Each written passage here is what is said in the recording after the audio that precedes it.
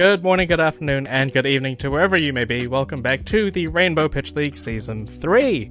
We are here with Round 2, and you may have noticed that I'm not here with Elaine. We have a special guest. Today we have Scott Howling Mines. How you doing? Thanks, Kiki. Really well. Yeah, unfortunately the more gifted and more aesthetically pleasing casters are in Singapore having a well-deserved break. So unfortunately you're stuck with me today, but hopefully I know a thing or two about Flesh and Blood and might be able to provide some decent game commentary. So very happy to be here. Thank you for having me. I should sure hope that you know a thing or two about Flesh and Blood, considering that you're not just a commentator for the Rainbow Pitch League today, but you've also been on some fairly big commentary stages. Maybe not as big as the Rainbow Pitch League, who knows? No, well, this is easily the most prestigious event I've had the pleasure of doing so far. So nervous, and even worse when I'm in my own living room. I mean, I'm all alone. It's even more scary. But no, it should be a lot of fun. I'm really looking forward to it. Perfect. You're not alone. You're here with us and our viewers. So our match today features an experienced Rainbow Pitch League competitor. We have Robin Avenoso, I hope I'm saying that right, on her favored Azalea. She's been a noted Ranger player throughout all three Rainbow Pitch Leagues now. And we also have Casey, who's an up-and-coming player from the New York area, and she's on Verdance. So, Scott, what can you tell me a little bit about this matchup? What do you kind of expect, maybe? Interesting one. So Robin's a really close friend of mine, and we've actually had the pleasure of discussing this matchup a decent amount because they are a known Ranger enjoyer, and I am a known Verdance enjoyer, which means we have some controversial opinions on things. But I'll be really interested to see what equipment suite she chooses to bring here. There's a bit of discussion as to whether Dreadbore is something you want into Verdance. They can quite often be quite dense on defense reactions, but we're kind of seeing Verdance move away from that a little bit, more on the 3 root-bound carapace, more than that kind of 9 that they were on a long time ago, making it a bit more of a liability. This matchup is really interesting. I tend to find it comes to very much the old Icelander vibes, trying to walk each other's life totals down, remain as close as you can, and then play the little Storm Strider's trick to finish the game up. But it does depend on who you listen to, because if you listen to the likes of Margin Bay, Verdance can't lose. If you listen to the kind of people like Lucas Oswald, Verdance can't win. So it's gonna be rather interesting to see if our players agree with one of those takes today. So good matchup. Really looking forward to this one. Fantastic. Okay. Well, in that case, we'll get to the game shortly, just after a word from our sponsor.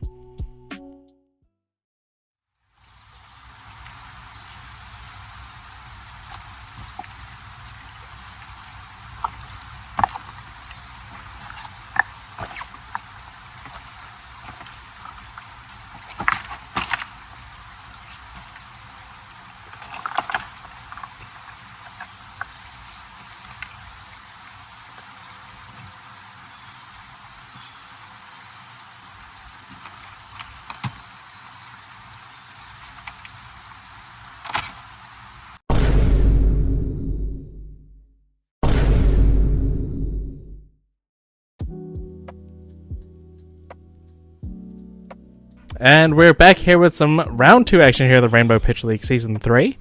And yeah, here we are. You noted the equipment and what they were playing. What does the equipment kind of speak to you here?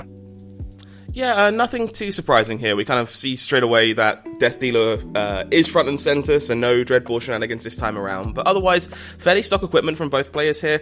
Plume of Evergrowth does tend to get the nod from most of these Verdance players these days. They're not even all on Crown of Providence anymore. Goal in this matchup is going to be mostly just to pick up a copy of Felling of the Crown again and throw another one. But for now, we're going to be pretty happy to start in the game off in style here with Verdance. Warmonger's Diplomacy is a really impactful card against Azalea, and while we don't have to worry about that so much in Classic Constructed anymore, for now it is going to be a huge pain in the backside for Robin here. Picking Peace does mean we have a bit of a suboptimal hand here, I'd expect. Yeah, for sure. Normally you kind of want to be able to attack. You can still use the Death Dealer, notably. What I do notice about the equipment is we don't have the long draw, whatever it's called, the equipment that gives +4 as an instant, which is usually one of the outs towards having Peace. The Warmongers as an option, or the Trench for that matter as well. So yeah, I find the Arcane Barrier is just a little too important against Verdance, typically from Bullseye Braces, and they're not always playing Warmonger's Diplomacy either, so it's usually pretty worth the risk to give that a go. But definitely a little awkward here, and does see Robin kind of stuck in that I guess I'll just Arsenal a card and pass. The Warmonger's Diplomacy is very guilty of creating. So great start here for Casey. Does bite all the tempo, gets the Arsenal set up, and I guess to kick things off here with Pulsing Aether Life. So pretty bread and butter plays here. Just going to try and walk these life totals down slowly but surely. Little bits of arcane damage leaking over. Of course, Azalea with a decent amount of arcane barrier built in, so there is some choices to make, but if Azalea's pitching to arcane barrier, something's probably going pretty wrong. Yeah, you kind of don't get the full, like, minimum 3 value that you would get from, like, playing your pumps if you have to pitch. Like, there are some yellows and blues, of course. You have your codexes, you have your knock the death whistles. So occasionally, like, you can maybe get, like, 2 points of value with the 2 points of arcane barrier you have. Also, just, Warmonger is, like you said, isn't as favored by Verdance compared to maybe some other heroes. Notably because it can be a bit awkward if you don't know what your next turn is going to be. Being the Battlemage that she's been dubbed, you know, you have the option or the opportunity to kind of whiff your own turn by only drawing attacks, only drawing non-attacks. But I feel like it was pretty safe going for it on turn 0, knowing that her hand was going to have the Pulsing Aether for the turn. Yeah, the Pulsing Aether in the Arsenal definitely kind of makes that a clear-cut decision, I think. Really good use of the turn here from Casey as well. Managed to Fruits of the Forest at the end of a chunk of arcane damage, putting this kind of life disparity from 43 to 34 here. This is just exactly what Verdance wants to be doing. You need to give yourself breathing room, because eventually Azalea is going to dominate some really rather large arrows, and you won't always have the defense reactions to kind of buy yourself the window. So this cushion is kind of really important to winning the game for Verdance. Totally.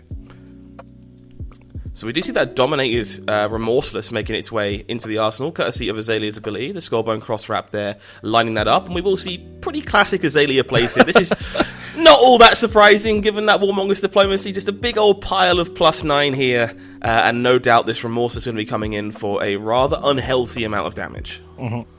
For sure. So we're looking at, what is this? 5 + 9, 14? Yeah, sounds about right. 14 dominate. Not a bad little turn to return fire here from Robin. Now, Remorseless, not super impactful against a hero like Verdance, typically looking to take one action a turn anyway. Waning Moon, very importantly, an instant, so not affected by that card, doesn't deal you any more damage along the way. But this is still just very large, offensively large, in fact. And more importantly, some of these buffs are quite impactful here. Premeditate, going to rebuy that Ponder to kind of fill up Azalea's Arsenal, which is very, very impactful. And I believe we have a Seek and Destroy just underneath that. Yes. And taking Verdance off the Arsenal can be very impactful when they're looking to keep those defense reactions parked and save themselves a lot of damage. And of course, Remorseless as well does have the no defense reaction from Arsenal effect as well. So that if it is a defense reaction that Arsenal, like, this Remorseless is really hindering that Arsenal with the Seek and Destroy threatening that just to go away and not be relevant for the game. And you can see Casey here definitely in the tank a little bit about this. Understandably so. I don't like staring down gigantic barrages of damage for most of my life total. Not the most pleasant place to be. And Verdance, typically a hero that doesn't always convert a 4-card hand very well. You certainly can when you've got Heartbeat of Candleholds, Enlightened Strikes, this kind of thing. But if you're looking to kind of, throw a Plough Under or a Felling of the Crown and use those other cards defensively, kind of robbed of that here by Robin, which is exactly what Azalea does best. So. Yeah. One thing to note that the players are talking about with Seek and Destroy is that, notably, unlike the Inertia tokens, it destroys the cards, which can sneakily be a benefit for Earth heroes with their decomposing. True, yeah. The extra fuel going to the graveyard, a very relevant part of that, actually. There's also a couple of weird interactions with Seek and Destroy in this matchup if Casey's hand happens to contain Mental Block. If you have a Ponder token, you can stack those triggers in the right order to circumvent that Seek and Destroy and find yourself with an Arsenal anyway. So there's definitely a few things that might be up for consideration from our players here. All we know for certain right now is this arrow is very large. Everything else definitely up for debate. And now this makes me very sad, but I do understand the situation. Ring of Roses, one of my favourite cards in Verdance, but typically played on turn 1 or not at all in a lot of matchups like this. It's a little bit late. We're kind of desperate for the Earth cards to decompose here, so it will be the ring thrown in front of this Remorseless and sacrificed for the greater good. And as a Prism player, I'm a little bit jealous because their one-of card can block, unlike the library. So, it does have that upside. I think you'll be fine. I wish I wish Ring of Roses was anything close to Great Library of Solana. But, lovely little detail, actually. Robin playing on the Ring of Roses mat here as well. Does seem rather thematic for the situation there. Both of these players with some serious bling for their respective heroes, which you love to see. Very passionate players collecting stuff for their heroes of choice. Just one of my favourite parts of Fab, just personalising those decks, making things look very nice. Speaking of cards I love, Plow Under here, enabled by that Ring of Roses going to the bin, so we can get our Decompose started here to kick things off. Going to be decomposing those 3 Earth cards. This is pretty important, actually. If you're not familiar with the Earth heroes in general, you really want to be decomposing in groups of 3, then 2 in a lot of situations to kind of get your hero ability online as quickly as possible. So all 3 Earth cards here, really big deal, helps kind of keep that clock online. And Plow Under, although it is going to be coming in for 2 here, one of the better ways to do that, because Azalea's arsenal is really important. And it also kind of, if your arsenal is important, should you get to the stack, it puts it into the deck so it does not get seek and destroyed.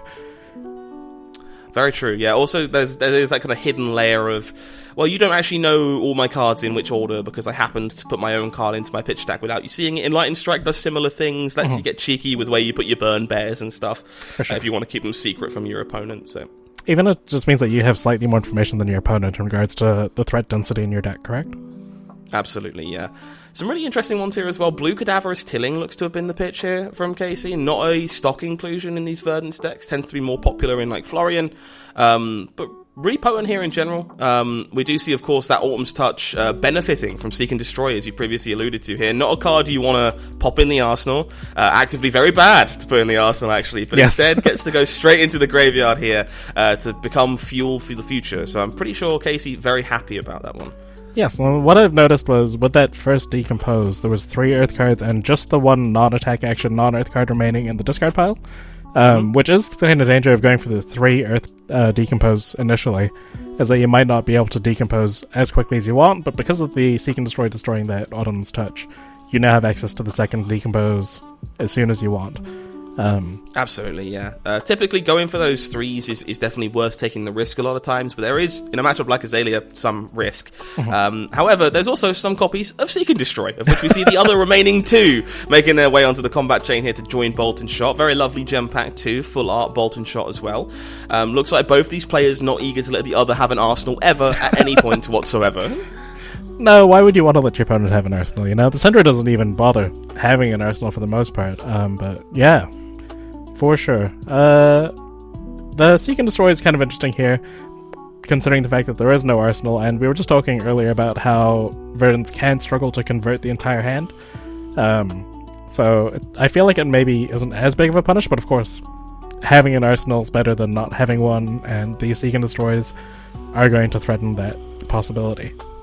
Yeah, it really depends on the hand here, for example. Like, things like Rootbound Carapace, the other D-React, especially Rootbound Carapace, like to be parked in the arsenal in this matchup until you can have those 3 Earth cards. You really do want to get online in 3 Decomposes if possible. So there's some universes where you would normally hold on to them here instead of extending them on this Bolt and Shot to wait for that next Earth card, block with it perhaps, and set it up for the following turn. But Seek and Destroy not going to give you that luxury, so I imagine we'll see either no blocking here whatsoever from KC, which is definitely an option, or quite a significant amount. And they do get punished for the choice to not block here, because the follow-up is red in the ledger. They were clearly looking to go quite wide. We can see an Enlightened Strike, I believe, lurking on the corner of their hands, so definitely intended to utilize all 4 cards, chose not to play defense, and red in the ledger causing some serious hiccups as a result. Of course, and if your plan maybe was to do the Enlightened Strike, draw a card in Arsenal, that's not an option here anymore, but at the very least, it does block for 3, and assuming you weren't going to fully block out that Bolt Shot anyway, you're still going to get the 3 points of defensive value ideally here. It looks like there might be a Decompose card in her hand available to her as well. Yeah, it looks like a Cadaverous Tilling there in the hand to me, which is exactly what you want here. We can see what the plan was. This was going to be Enlightened Strike into Cadaverous Tilling, quite an impactful hand. Racing Azalea as much as possible, but instead, Red in the Ledger kind of forcing the issue here, and we will see that Cadaverous Tilling benefiting from that extra Fruits of the Forest going to the yard here as well. So Casey gonna choose to decompose. I actually really like this. They've only got the 2 Earth cards remaining in the yard right now, and you do need to decompose 2 Earth cards exactly once. Yeah. So this way, decomposing 2 here means that if you do draw another Felling of the Crown or another decomposed card that you really need to use right now and can't afford to wait, you will be able to. But if you don't, you can just wait for another Earth card to go into the yard and still achieve that 3/3/2 that we're hoping to see. Exactly. Here is another blue Cadaverous Tilling. I believe that dice is on 6. Ooh. Variant. So I don't hate these blue Cadaverous things. I've always got a bit of a fault for the Earth cards to block too, but you do have to play some of them. You don't get away with just playing all 3 block Earth cards all the time. This isn't one of my personal favorites, but I do think in matchups like Azalea, these big attacks are kind of exactly what you're hoping for. You do want to defend a little bit and walk those life totals down. So having these extra attack actions in the deck is proving to be pretty beneficial here for Casey, truthfully. Without these Cadaverous Stillings, we wouldn't have been able to afford that previous turn playing the Plow Under, and we wouldn't be on 5 cards decomposed right now. So they're looking pretty good. On Robin's side, however, normally I'm kind of surprised this is such a difficult decision. Typically 6 vanilla damage, not something that Azalea worries about too much, but it does make me wonder if perhaps Azalea's hand is a bit gummed up here, definitely guilty of too many arrows sometimes, and trying to figure out what best to do with the cards they might not be able to convert. So I get the feeling this isn't ideal, and we kind of see it looming there, the Robin debating a block here, makes me think this hand is not perfect, and it will be a spare arrow going in front to soak up some damage. Me and my friends refer to it as being rune-bladed, where you get too many attacks or too many non-attacks, and your turn no longer functions in the way that you hope your deck kind of would. So of course having multiple arrows isn't useful when you can only fire 1, maybe 2 of them a turn for the most part. And blocking with specifically amplifying arrow kind of implies to me that maybe there aren't that many pumps coming in this upcoming hand. Absolutely, yeah. Being rune-bladed is a much more polite way of putting it than me and my friends do. The way we put it is not suitable for a broadcast, unfortunately. But take aim here, will lock and load. Love to see this. Going to activate that Skullbone Cross Wrap. We see Codex of Bloodrot being flipped over here. So we have to imagine there is an arrow in hand for the Codex to pop into the arsenal in a pinch. But by loading it here with take aim and using that Skullbone Cross Wrap, you get a free peek at the top card to kind of figure out whether or not you would rather dominate that arrow instead. So Robin doing a great job at giving themselves options here and looking at more cards for more information before making any decisions. I before this event was watching the top 8 of Proto Singapore, and as that event has kind of shown, the ability to look at the top card of your deck and decide whether you want to use it or not through gravy, pretty powerful. Azalea also making use of that. Pretty good, yeah. No spoilers for me on the top 8. I just woke up. I haven't watched that yet. I won't say anything about it, but I'm sure you're aware there's like 4 gravies in there. There is indeed a lot of gravy. God, that's a phrase I can't believe I have to say professionally. There's a Cinder Sleeve in play. That's just Casey's reminder for the tokens, the Blood Rot and the Frailty. Just Makes in case you're sense, wondering so why there's a random sleeve there. Yep, Robin navigating this very well again, using that Codex of Bloodrot to lock and load a Codex of Frailty, essentially achieves the same thing here this time around, and we will see that Tunic paying for Redden the Ledger here, coming in for 8, so again, not usually the most impactful arrow into a hero like Verdance, especially when there's a Bloodrot Pox knocking around. They might want to be able to use those cards to kind of pay for anyway, but does prevent the ability to go wide. If you were looking to Enlighten Strike, if you were looking to do a few other things and kind of race down Azalea, you don't have that luxury anymore if Redden the Ledger connects. So we see Fruits of the Forest being lingered on the combat chain here, fingers kind of glancing over that Stonewall Gauntlet as well. Pretty good piece of equipment in this matchup, but does bail you out of some damage exactly once. Does look like it's being saved here this time. So Casey taking a good chunk of damage. That Sink Below in the arsenal, going to do some good work here to cover things up. It's blocking 6 on 8, so 2 points coming across. Down to 19 here. This race isn't going exactly how Casey had hoped. No. What I do also like about this Redden the Ledger here, despite the fact that the effect maybe isn't the most relevant against Verdance, is that because the attack wasn't dominated, usually your opponent is incentivized to kind of block with more cards potentially, kind of keep their life total a bit higher for the dominate cards.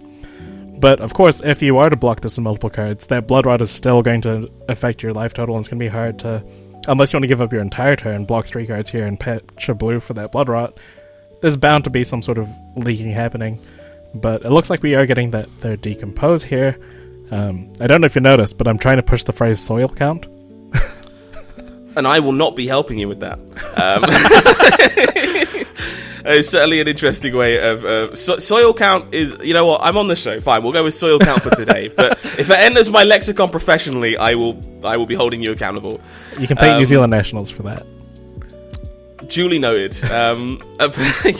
Rewarded here for their diligence, though, with Casey. This plow under, very, very, very good against Azalea, taking them off that arsenal again. But most importantly, does mean Verdance is now online, so we're going to see those incidental pings coming across, and hopefully gaining back some of that life that's been lost quite early here. Basically, the best 2-card hand you could ask for if you're Casey, maybe apart from Felling of the Crown, which is just a little bit larger. Yeah. Arguably, if you do the plow under instead of the felling, you do get to remove the use, or the easy use, of the Skullbone Crosswrap, potentially. So, if Robin wants to use the Skullbone Crosswrap next turn, she can put a bit more work into it, rather than just immediately going for it at the start of turn. I'll note also that Casey's going to decline paying this Bloodrot Pox here by the fact that these are the only 2 cards in her hand. Yeah, forced decline, if you like, is certainly one way to do it, but still plenty of life to play with for both of our players here. And again, you can kind of see a bit of a tell here for Robin, in that this hand is probably not perfect. Again, that kind of scenario we found ourselves in last time. Plow Under's done its damage. This isn't a Command and Conquer. We aren't debating saving an Arsenal in this spot. This is just 6 points of damage, and Azalea has plenty of life to play with here, so the fact we're considering blocks makes me think this hand is maybe a little awkward, or at the very least a little bit sequence intensive, and might require a little bit of time to kind of think through the best way to navigate them. And that's exactly what we see here from Robin. Chooses to decline on those blocks, bringing themselves down to 23, but will have that full hand to work with, and I look forward to seeing what they've kept onto. This would be a potentially more interesting decision if there was an on-hit, but there wasn't. Like you said, so we may see some fireworks. They may not be as big as we expect. Honestly, I don't remember, to be honest. Probably a good thing, but I think one of the cards I see in Robin's hand there being pitched is probably the reason why we had so much thinking going on. Not a Death Whistle does kind of put your entire deck in your hand in a pinch if you really want access to any arrow of your choice. So you do kind of have to think through a surprisingly dense amount of lines sometimes to figure out how to best navigate the hand. And we kind of see their overall conclusion was this is best served as a resource card here, and utilising the cards that I already have. We see Amplifying Arrow getting loaded up, that card being drawn from Death Dealer. No doubt re-evaluating now, once they've got an extra card in hand, as how to best continue. And having that extra resource is kind of scary in the sense that you've now got your Braces of Belief potentially online. Azalea not known for using 3 resources to the full extent normally.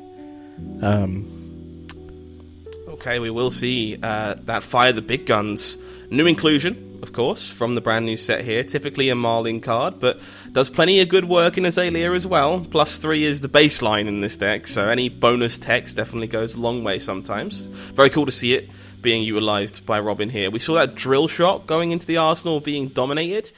Looks like maybe they're considering just playing that out without any additional buffs, so maybe the hand not perfect, as we kind of alluded to before. Lots of moving pieces, but also not impossible. We're going to see the Snapdragon Scalers coming in here. Definitely a one-time resource for Azalea too. Possibly we follow this up with a Codex of Frailty or something particularly nasty. Whenever Azalea's got cards left in hand, I can't help but panic just a little bit. For the most part, Azalea doesn't have reactions that you really need to worry about. Like, most of the stuff is very face-up sort of damage, but there is one famous sort of reaction that Azalea does tend to play, and that does have to be in the back of your mind at this sort of point when considering your blocks here. Yeah, Rain Razors is a kick in the teeth on occasion if you're not particularly careful. We do see this equipment being cashed in here from Casey to kind of generate this embodiment of Earth token, make the most of the Spark Skin, but perhaps more importantly, force the issue on where this counter would be going, and we do see that Rain Razors as the punish here. So that Bark Skin of the Millennium Tree is going to be toast. Not going to be getting any second activation out of that, no second embodiment. And that's a really big deal. Bark Skin is very important in this matchup for soaking up a big dominated arrow when you need to buy yourself breathing room and buy yourself space. So only getting one activation out of it because Drill Shot connected is really bad news for Casey. So for those who aren't aware specifically about how the interaction works, is when the combat chain closes, if the tempo equipment was defended with, and its toughness is now 0, it will destroy itself. And because the drill shot hits and puts a -1 counter on it before the combat chain closes, it means it's not going to get that chance to block again. So a pretty huge blowout. Absolutely, yeah. Really cute one here from Casey. Scar for a Scar. Really, really Icelander adjacent. Been seeing an uptick of this one recently in Verdance because of Gravy Bones, mostly. You do need these extra go-again sources that can punk an ally or two. And in a matchup like this, like Azalea, where you are racing, you are looking to kind of just trade cards and damage back and forth, you can expect to be on the lower life total pretty often, courtesy of all that Dominate. So it does let you go wide and play extra cards and convert those hands. So seems like a pretty snazzy inclusion to me. And with 2 cards left over, I think Casey's really desperate for a felling of the crown at this point. That plume is kind of sitting there waiting for the first one to turn up. We haven't seen any yet. It will unfortunately be just Fruits of the Forest as the follow-up so far, but we do get a Verdance trigger on this one. I have to admire the class of using Marvel Young Verdances as your triggers. I only have rainbow foils under my Marvel, so you're making me look really bad, Casey, but I respect it. Looks snazzy. I definitely did a double take when I initially saw that. Oh, what a powerful way to kind of carry on and use that action point there. Yeah, this is kind of the worst case scenario on a card like Warmonger's Diplomacy for Azalea.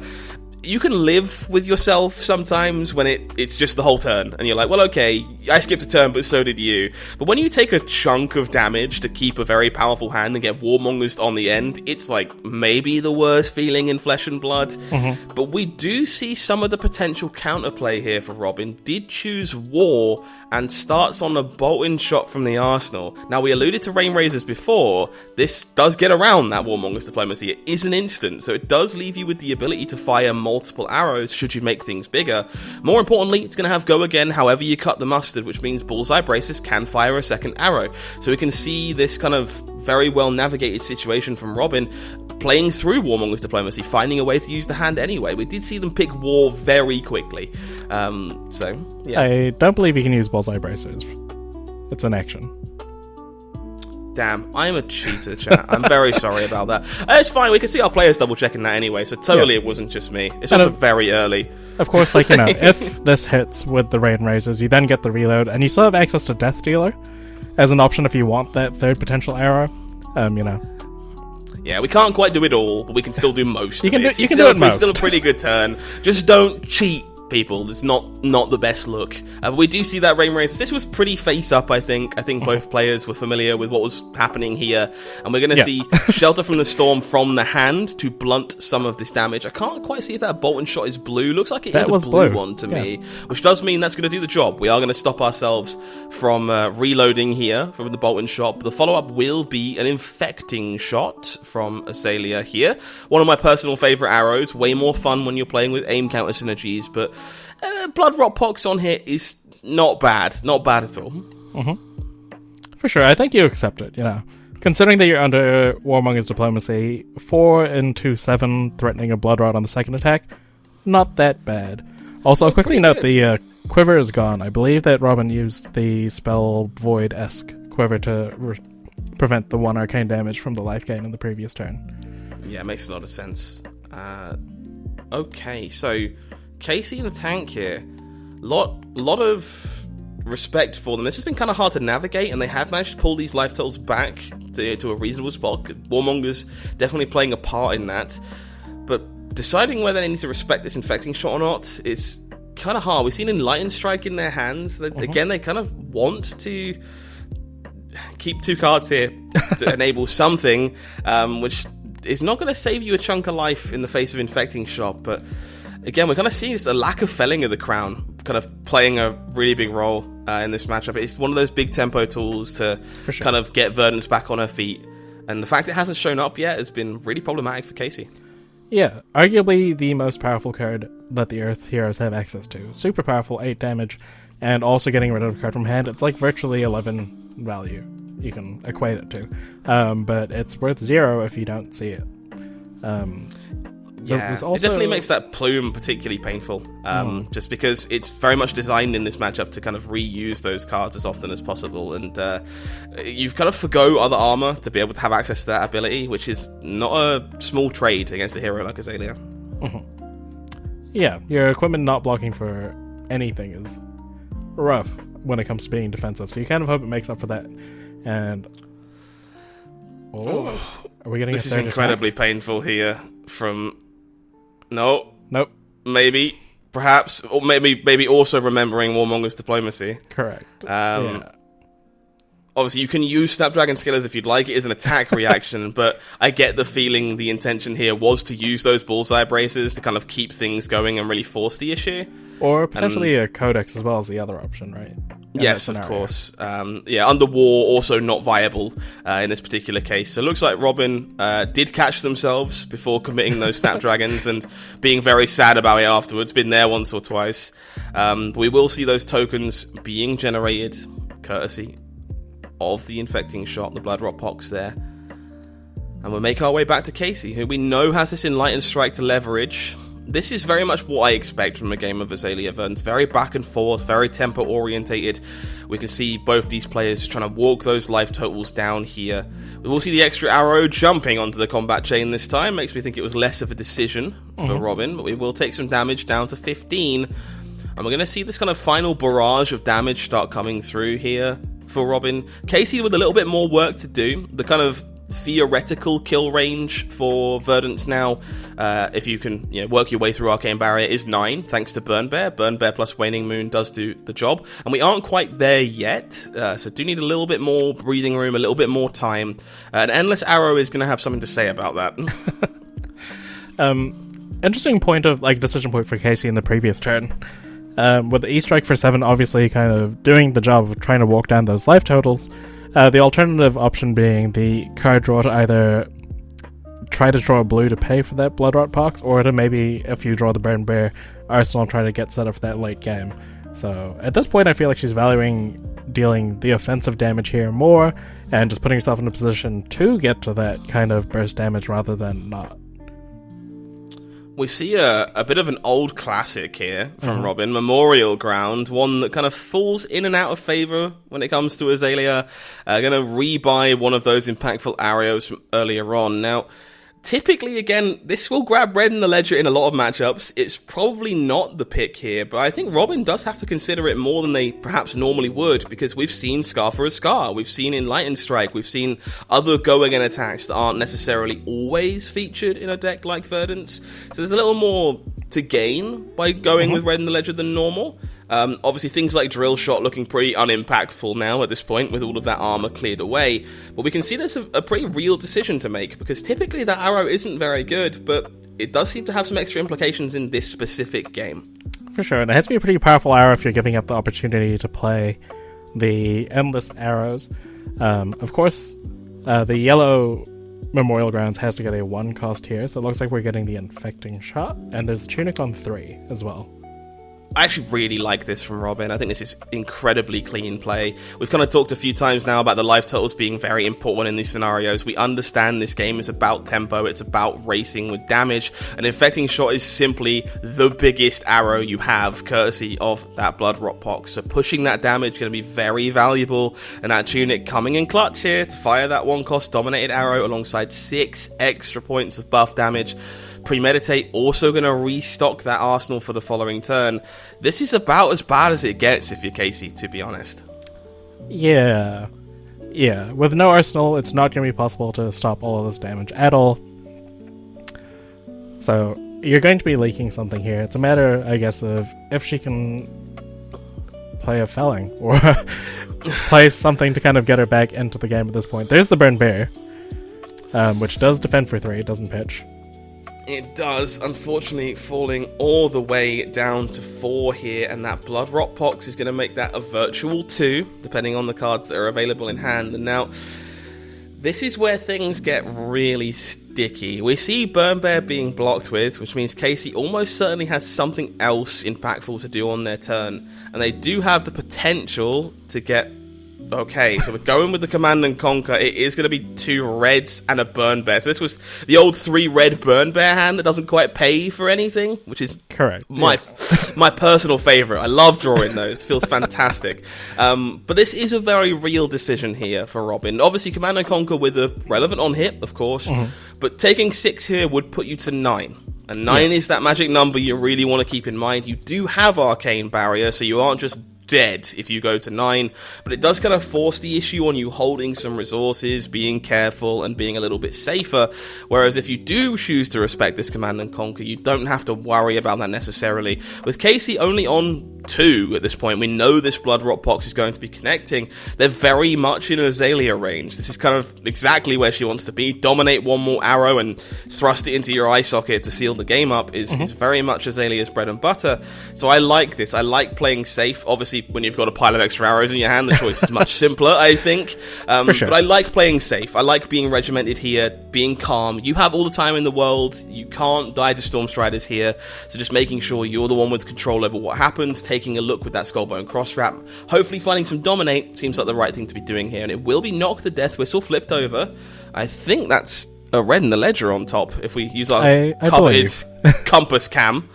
And that one will be good enough if it is fired here. We do see that Lace with Inertia, Rain Razors pitched away. It's going to be Dom in 8 here from Robin. And unless there is some Oasis Respite shenanigans, I don't really see a way that Casey can keep this afloat.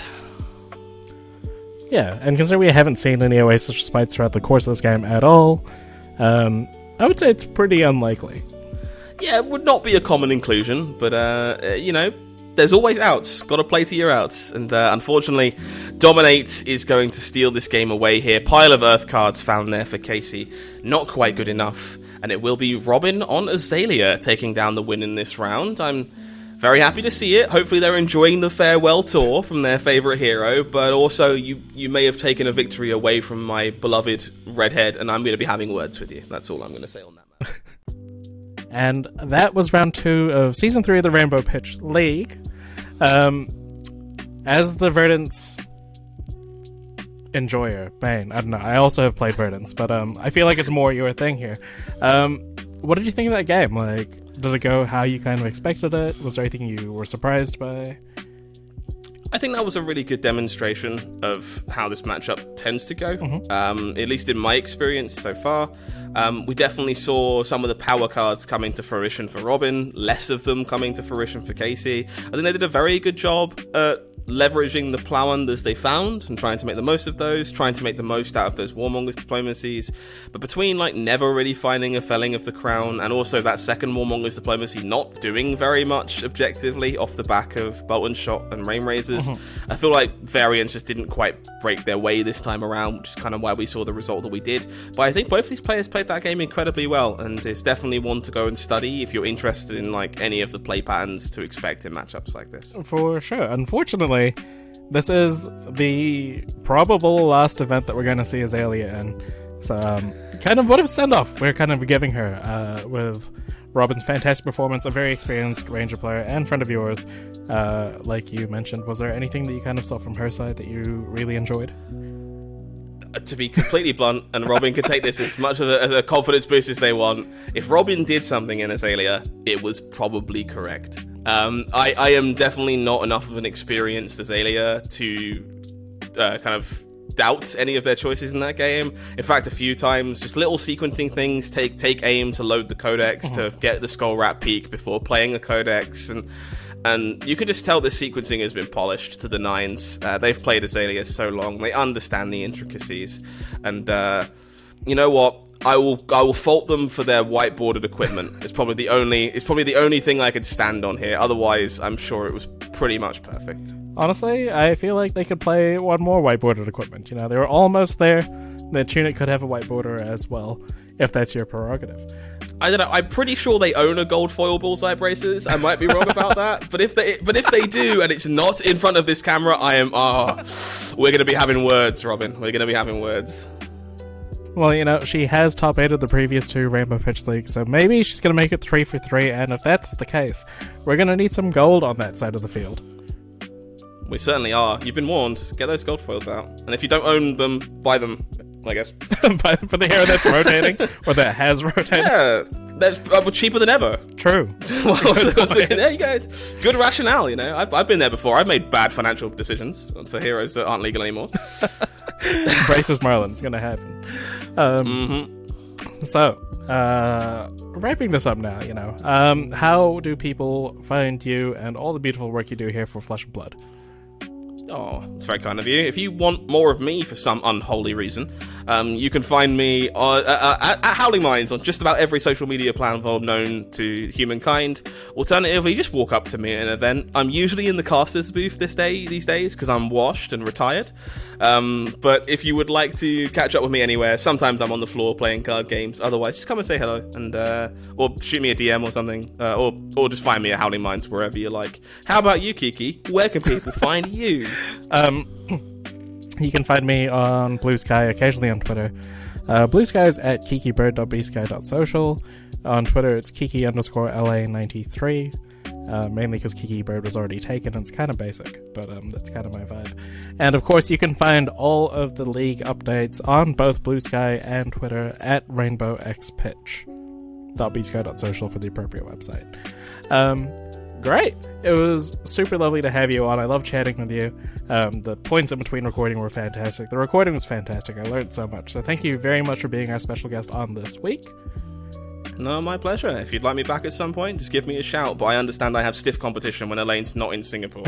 So, well, who knows? Maybe we'll get you on with her. See what happens. You know, maybe I'm away for whatever reason.